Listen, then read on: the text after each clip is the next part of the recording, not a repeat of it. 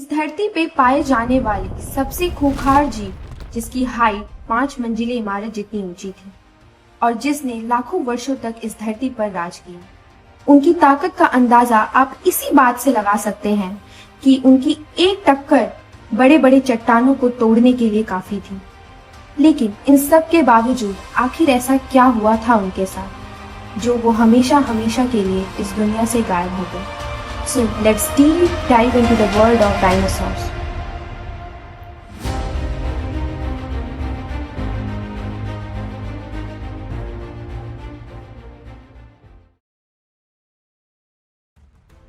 आज हमारी धरती का तकरीबन 71% हिस्सा सागर और महासागर से ढका हुआ है, तो वही बाकी के 29% हिस्से पर इंसानों के साथ साथ millions of other species exist करती है। लेकिन दोस्तों, क्या आज से तकरीबन 25 करोड़ साल पहले भी हमारी धरती ऐसी ही थी? तो इसका जवाब है नहीं। आज पूरी दुनिया जो 7 कॉन्टिनेंट्स में बटी हुई है, वो आज से मिलियंस ऑफ ईयर पहले एक हुआ करती थी और उस सिंगल जाइंट सुपर कॉन्टिनेंट को नाम दिया गया पेंजिया। और उसी पीरियड ऑफ टाइम के आसपास पृथ्वी के इतिहास की सबसे भयानक मास एक्सटेंशन होती है, जिसमें तकरीबन 90% समुद्री जीव और लगभग 70% टेरेस्ट्रियल जीव एक्सटिंक्ट हो जाते हैं। तो वही दूसरी ओर जन्म हुआ डायनासोर्स। डायनासोर्स के एक्सटेंशन को पूरी तरह समझने से पहले डायनासोर्स के इवोल्यूशन को समझना बहुत ही इम्पोर्टेंट हो जाता है, जिसे हम 3 पीरियड ऑफ टाइम में डिवाइड करके इजीली समझ सकते हैं। तो सबसे पहले बात करते हैं ट्राइसिक पीरियड की। हालांकि अभी तक हमने जितनी भी एक्टिविटीज के बारे में बातें की हैं, इंक्लूडिंग मास एक्सटेंशन या डायनासोर का जन्म, ये सभी ट्राइसिक पीरियड में ही हो रहे थे। और सबसे इंटरेस्टिंग बात यह है कि इस समय तक पाए जाने वाले डायनासोर्स साइज में काफी छोटे बट बहुत ही तेज दौड़ने वाले हुआ करते थे। चाहे बात करें सबसे पहला डायनासोर इओरैप्टर की, जिसकी लेंथ महज 1 मीटर हुआ करती थी, या एक बेहद तेज दांत वाला डायनासोर हेरेरोसॉरस, ये सभी इसी पीरियड ऑफ टाइम में इवॉल्व हुए थे।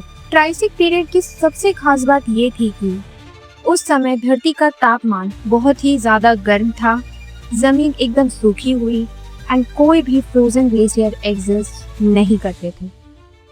जैसे जैसे समय बीतते गया, क्लाइमेट में ह्यूमिडिटी की मात्रा बढ़ती गई, जिसकी वजह से ये हुआ कि समुद्री किनारे पेड़ पौधे का विकास होना शुरू हो गया। इस समय तक ट्राइसिक पीरियड अपने लास्ट स्टेज में पहुंच चुकी थी और इसके खत्म होने के साथ साथ क्लाइमेट चेंज की वजह से फिर से लगभग 70% स्पीसीज एक्सटेंड हो गए। But any how dinosaurs survive कर जाते हैं। और अब हम एंट्री कर चुके हैं पृथ्वी के सबसे सुंदर पौधे हरियाली से भरपूर the golden era of dinosaur, Jurassic.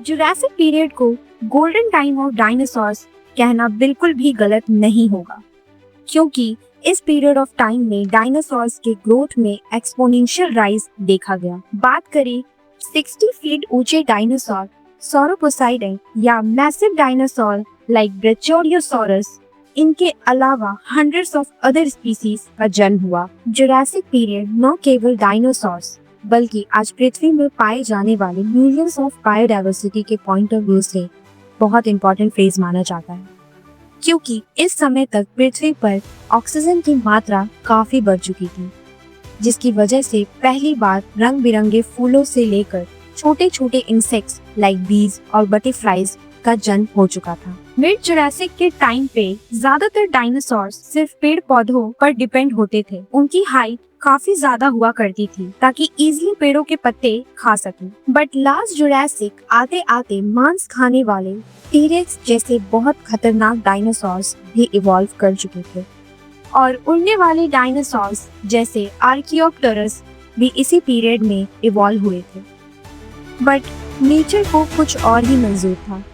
हर बार की तरह इस बार भी कुछ बहुत बड़ा होने जा रहा था।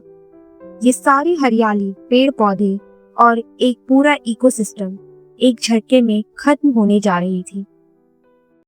So let's enter in the third and last phase of dinosaurs, the Cretaceous period. Cretaceous period के आते आते सुपर कॉन्टिनेंट पैंजिया पूरी तरह दो टुकड़ों में बढ़ चुका था। क्लाइमेट स्टिल काफी गर्म थी और कोई भी फ्रोजन ग्लेशियर एग्जिस्ट नहीं करते थे। इस समय तक आते आते पूरी धरती रंग बिरंगे फूलों और साथ ही different type of birds, reptiles, marine life और लगभग सभी टाइप के डायनासोर्स से भर चुकी थी। डायनासोर्स पूरी दुनिया पे राज कर रहे थे। फिर अचानक एक इवेंट जिसने पूरी इकोसिस्टम और इस पे रहने वाले हंड्रेड्स ऑफ डायनासोर्स को धरती के इतिहास में हमेशा हमेशा के लिए दफन कर दिया। वैसे तो बहुत सारी थ्योरीज एक्सटिंक्शन इवेंट को एक्सप्लेन करने का दावा करती है, बट मोस्ट एक्सेप्टेड और जिसके साइंटिफिक एविडेंस मौजूद हैं वो है एस्ट्रॉइड इम्पैक्ट थ्योरी, जिसे अल्बर्ट्स हाइपोथेसिस के नाम से भी जाना जाता है। इस थ्योरी के मुताबिक तकरीबन 10 to 12 किलोमीटर वाइड या कहें तो लगभग माउंट एवरेस्ट जितनी बड़ी एस्ट्रॉइड ने धरती को हिट किया। ये इम्पैक्ट इतना भयानक था जिसकी कल्पना से भी रूह कांप उठती है। साइंटिस्ट के मुताबिक इस इम्पैक्ट की ताकत तकरीबन 100 करोड़ न्यूक्लियर बॉम्ब के बराबर है, जो जापान में यूज किया गया था।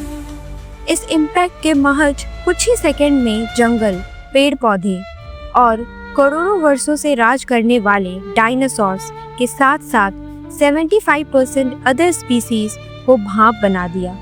हजारों फीट ऊंची सुनामी की लहरों ने पूरी धरती को अपने अंदर निगल लिया। बट कहानी अभी भी बाकी है दोस्तों। आज भी हमारे धरती पर कुछ जीव मौजूद हैं जिनके पूर्वज सरवाइव करने में सफल रहे थे, जैसे कि छिपकली, some kind of turtles, snakes, crocodiles etcetera.